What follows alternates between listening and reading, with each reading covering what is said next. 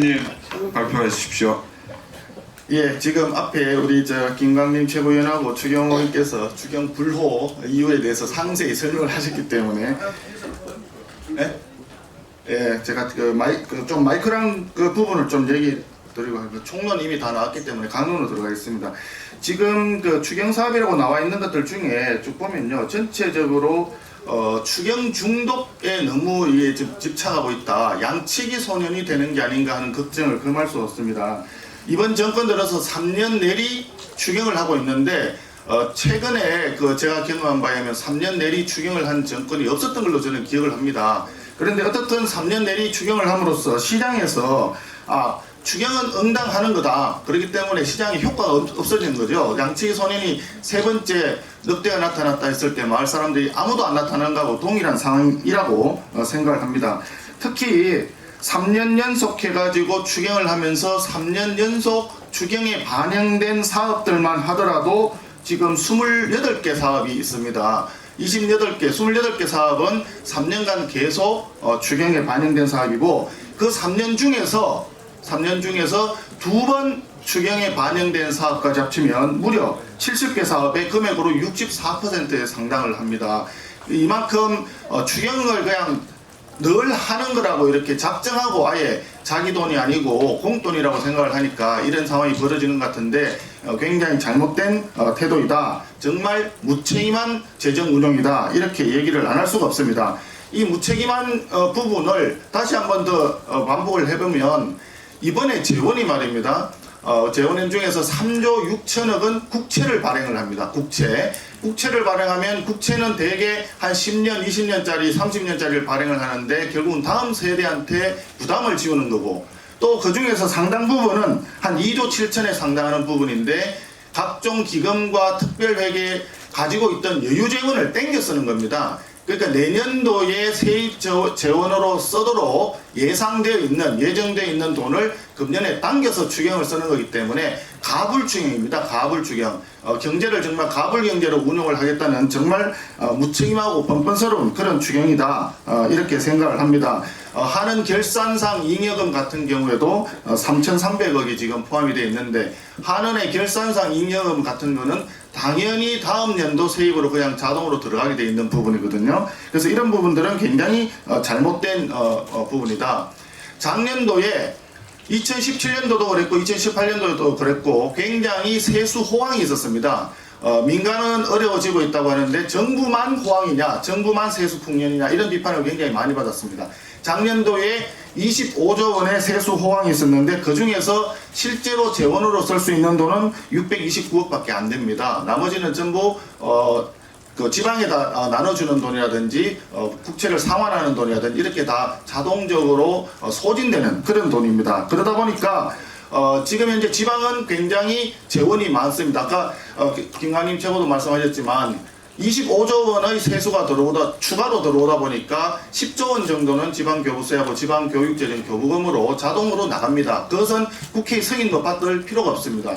기획재정부에서 세입 세출 외로 그냥 처리할 수 있도록 법에 규정이 되어 있습니다. 그렇기 때문에 지금 현재 이 부분은 기획재정부에서 아마 지자체에다 전부 재원을 나눠주기 때문에 지방에서는 상당히 여유가 많을 것이다. 앞서 이런 부분에 대해서 예를 들어서 어떤 새로운 사안이 벌어졌을 때 이 새로운 사안에 대한 재원이 필요하다 그러면 다른 재원에서 일단은 좀 영출을 하고 구조조정해서 좀 아껴 쓸 부분을 찾아서 노력하는 것이 기본적인 산림 운영의 기본적인 자세이고 태도이고 그래야 된다고 봅니다. 그런데 제가 최근에 논란이 됐던 김제동 씨라 해야 되나? 김제동 씨 강연료를 보니까 정말 놀라움을 금치 못하겠습니다. 90분에 1,550만 원을 주기로 했다가 문제가 돼서 취소가 됐는데, 그 이후에 수년간에 걸쳐서 굉장히 많은 지자체에서 1,500만 원, 1,200만 원, 심지어 2,000만 원씩 받고 강연했던 사례들이 계속 나오고 있는데, 90분에 1,550만 원만 하더라도 시급은 1,034만 원입니다. 1,034만 원. 금년도에 작년과 금년도 2년 동안 최저임금을 무려 29%, 30% 가까이 급격하게 인상시킴으로써 굉장히 많은 자영업자와 아르바이트생들을 공경에 빠뜨렸는데, 그 시간당 최저임금이 8,350원입니다. 8,350원과 1,034만 원. 무려 1238명의 최저임금에 상당하는 그런 강연료를 받는다는 겁니다. 최저임금으로 월급을 받는 사람들은 174만 원을 받습니다. 174만 원을 받는데 이 기준으로 하면은 8.9개월, 거의 9개월 가량 최저임금을 받는 사람들의 근로시간을 합쳐야 김제동의 강연료가 나온다. 이런 부분에 대해서 구조조정을 하는 노력이 먼저 선행이 돼야 된다. 저는 이걸 강조하고 싶습니다. 필요하다면 새로운 사업도 해야 되고 투자도 해야 되고 그러면 국채를 발행할 수도 있고 여러 가지 그런 부분들은 재정운용상 불가피한 경우가 발생할 수 있습니다. 그러나 그 전에 먼저 선행해야 될 것이 뭐냐면 혹시 불허불급한 것이 혹시 있지 않느냐 이런 부분에 대한 뼈를 깎는 구조조정 노력이 먼저 선행이 돼야 되는데 이런 부분에 대해서 정부가 지금 모럴 해저드에 빠진 거 아닌가 하는 생각이 듭니다.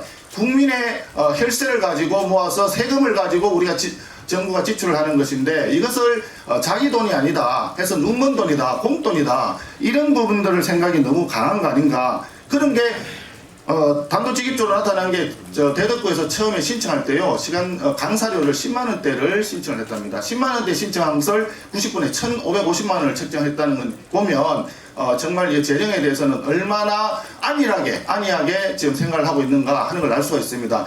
그 반정이 최근에 국가 채무 비율 40% 논쟁입니다.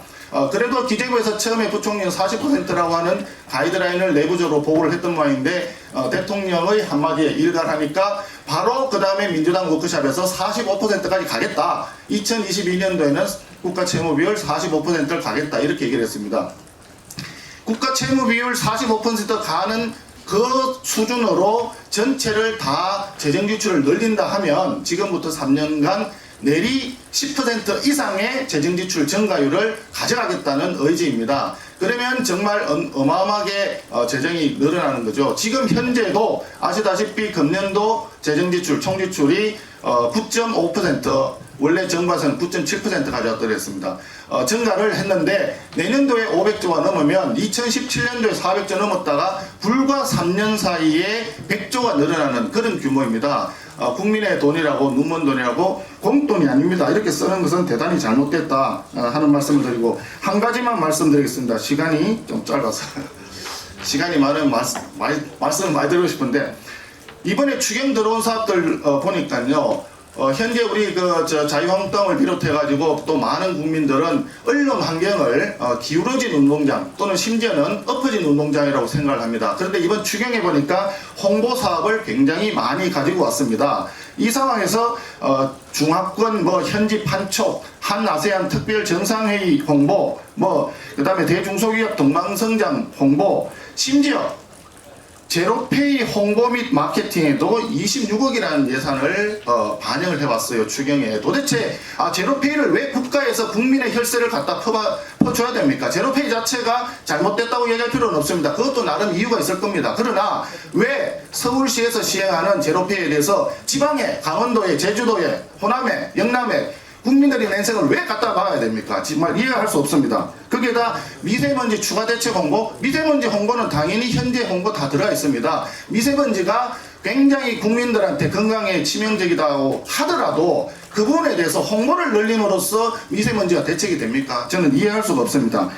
이런 식으로 재정을 그냥 아무렇게나 갖다 쓰겠다고 하는 생각을 하다 보니까 첫 번째는 모든 국민과 기업과 대한민국의 공공기관 모두가 다 국가의 재정에 기대는 성향만 키우고 있습니다. 그러다 보면 국가의 성장 잠재력은 훼손될 수밖에 없고 우리의 미래가 굉장히 암울해진다 이거죠. 그런 말을 하지 않더라도 5년에 1% 가까이 잠재 성장률이 내려가고 있다고 하는데 정말 미래를 위한 투자가 필요하고 제4차 산업이라든지 혁명이라든지 여러 가지 그런 걸 볼 때 미래 먹거리를 투자를 해야 되는데 이런 식으로 표만 바라보는 추경을 하고 또 표만 바라보는 재정 운영을 함으로써 국민들을 현혹하게 하는 이런 잘못된 재정 운영 반드시 막아야 되겠다 하는 말씀드립니다. 예, 수고하셨습니다. 다음 마지막 발표로 김종석 의원님 말씀이 있으시겠습니다. 네, 고맙습니다.